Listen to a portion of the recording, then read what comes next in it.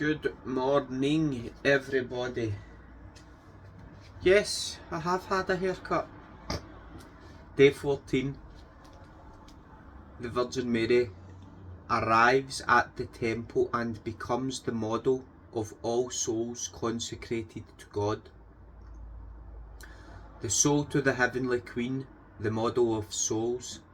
Heavenly Mother, I, your poor child, feel the irresistible desire to be with you and follow your steps, to observe your acts in order to copy them and model and pattern my life after them.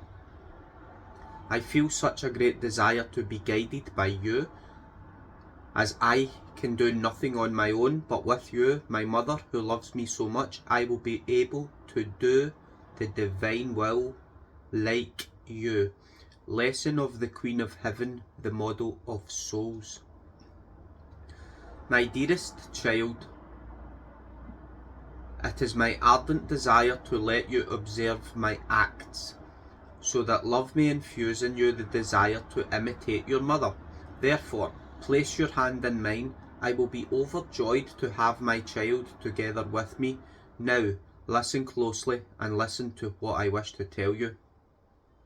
I left the house of Nazareth, accompanied by my holy parents, since I possessed full reason despite my tender age. I understood everything upon leaving this house. I took one last glance at our little house in which I was born, to thank my Creator for having given me a place in which to be born, and to depart from it in the divine will, so that my childhood, accompanied by so many dear memories, might be deposited and safeguarded in the divine will as pledges of my love for the one who had created me. My child, thanking the Lord and placing all our acts into his hands as pledges of our love causes new channels of grace and communications to be opened up between God and the soul. It is the most beautiful homage one can render to the one who loves us so much. Therefore, learn from me to thank the Lord for all that he disposes for you, and in anything you are about to do, may your words be, "Thank you, O Lord, I place everything in your hands." Now while I placed everything in the divine fiat which reigned in me and never left me for one instant of my life, I carried this fiat as though in triumph within my little soul. Oh, the prodigies of the divine will! With its preserving virtue, it maintained the divine order in all my acts, great and small, and it did so an act within me for its own triumph and mine. So I never lost the memory of one single act I did, which gave me so much glory and honour that I felt honoured as a queen. For each one of my acts done in the divine will was more than a sun that enveloped me with light, happiness and joy. The divine will brought me its paradise. My child, to live in divine will should be the desire, the yearning, and, one may say, the passion of all. So great are the beauty and blessings that empowers one to acquire and experience. The human will does the complete opposite. It has the virtue of embittering and oppressing the poor soul and forming its night, whereby it gropes in the dark, always staggering along the path of goodness, and many times it loses the memory of the little good she has done. Now, my child, I departed from my parents' house with courage and detachment, as I looked only at the divine will, in which I kept my heart immersed, and this provided for me in all things. And while I was walking to the temple, I looked at all creation, and oh, what a surprise! I felt the heartbeat of the divine will in the sun, in the wind, in the stars, and in the heavens. Even beneath my steps, I felt it pulsating. The divine fiat which reigned in me commanded all creation, which concealed it as a veil to bow and pay me the honours of a queen. And all things bowed, giving me signs of their homage. Even the tiny little flower in the field did not spare itself, as it too offered me its little homage. I made all things rejoice, and when of necessity I went outside the town, creation placed itself in the act of offering me signs of honour, and I was compelled to command all created things to remain in their places and follow the order of our Creator. Now listen closely to what your tender mother wishes to tell you. Tell me, do you feel in your heart joy, peace, and an ordinate detachment from everything and everyone? Do you feel the courage to do whatever is required of you to fulfill the divine will in such a way that you experience continuous rejoicing in your soul? My child, peace, detachment, and courage form the void in the soul in which the divine will wishes to take up its place. Being immaterial and immune to all pain, the divine will brings perennial rejoicing to the soul. Therefore, have courage, my child. Tell me that you desire to live in divine will, and your mother will provide for you in all things.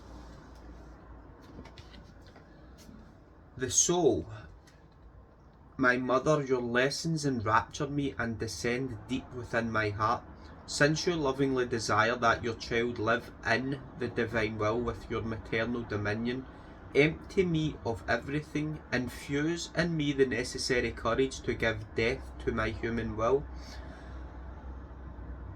And I, trusting in you, say, I want to live in the divine will.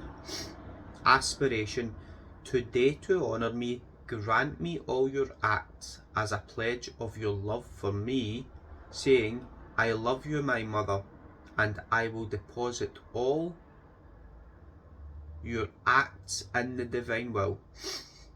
Okay, so yes, aspiration.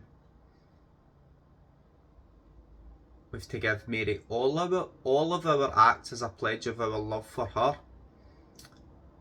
So we give you all of our acts today, Mary, as a pledge of our love for you.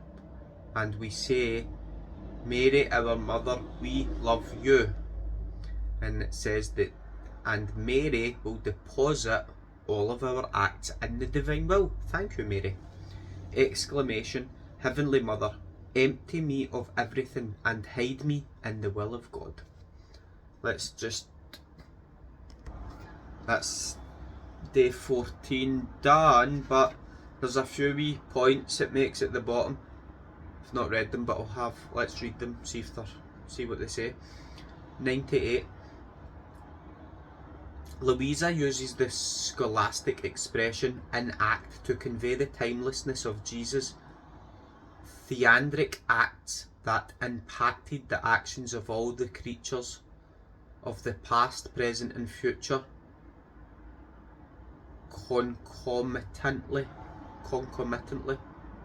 Never seen that word before. Jesus deposited these timeless acts in his soul, then conveyed them to his mother, whose role was to transmit them to Louisa and finally to us, and dispose us to receive them along with the gift of living in the divine will. Point 99. The order Louisa here refers to signifies the imperfect natural laws that govern our present excuse me, God bless me.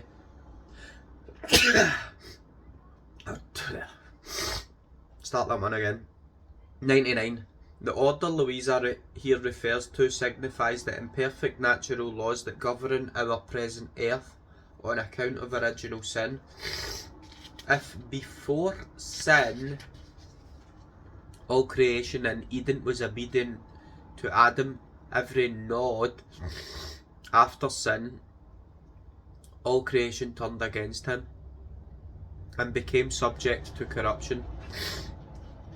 Inasmuch as Jesus and Mary's interior union with God's will transcended this fallen world, they exerted complete mastery over its elements and could therefore command creation in their presence to follow its post-lapsarian natural course. Point 100. Throughout Louisa's text, the expression void signifies a self-emptying, much like Christ who emptied himself in becoming human to redeem us. The soul's self-emptying to become divine with Christ is not to be understood as becoming nothing at all, but as a detachment from one's own ideas, pleasures, activity, and acts of the will. By this means, the soul cultivates a spiritual place within itself to allow Christ's divine will to possess it in contemplative union. Now that's it. Have a good day. God bless. Amen. Cha.